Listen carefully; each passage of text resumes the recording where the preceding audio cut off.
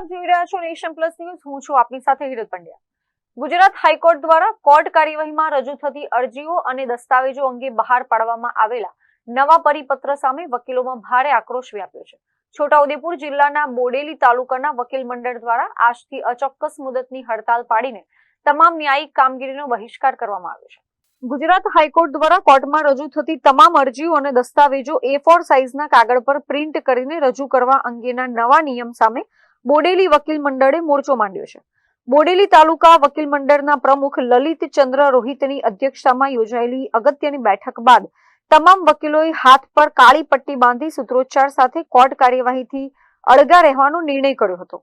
વકીલોની માંગ છે કે હાઈકોર્ટ દ્વારા બહાર પાડવામાં આવેલો આ નવો પરિપત્ર કાં તો રદ કરવામાં આવે કાં તો તેમાં યોગ્ય સુધારા કરવામાં આવે। બોડેલી વકીલ મંડળના અચોક્કસ મુદતની હડતાલના નિર્ણયને પગલે બોડેલી તાલુકા મથકની કોર્ટમાં ન્યાયિક કામગીરી ઠપ થઈ ગઈ છે અને કોર્ટમાં આવતા અરજદારોને મુશ્કેલી વેઠવાનો વારો આવ્યો છે। જ્યાં સુધી પરિપત્રમાં સુધારો કે રદ કરવાનો નિર્ણય લેવામાં નહીં આવે ત્યાં સુધી આ લડત જારી રાખવાની વકીલોએ સ્પષ્ટ ચીમકી આપી છે। નામદાર ગુજરાત હાઈકોર્ટ દ્વારા 1/8/2026 ના રોજ જે પરિપત્ર બહાર પાડવામાં આવ્યો છે એ પરિપત્રનો સમગ્ર રાજ્યમાં અને સમગ્ર તાલુકા અને જિલ્લાઓમાં એનો સખત વિરોધ થઈ રહ્યો છે।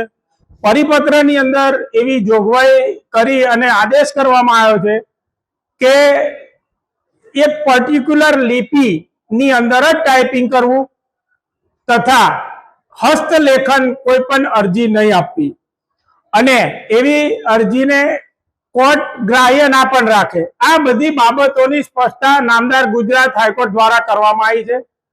તેનો સખત વિરોધ બોડેલી બાર એસોસિએશન દ્વારા એક ઠરાવ કરી અને મહેરબાન ચીફ જસ્ટિસ ગુજરાત શ્રી અને વહીવટી વિભાગને મોકલવામાં આવ્યો છે।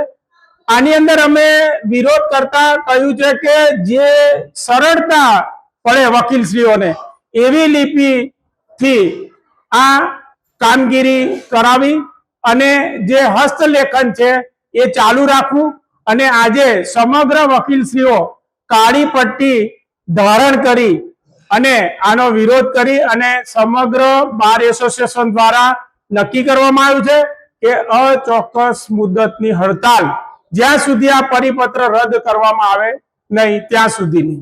Rehan Patel, Nation Plus News, Chhota Udepur.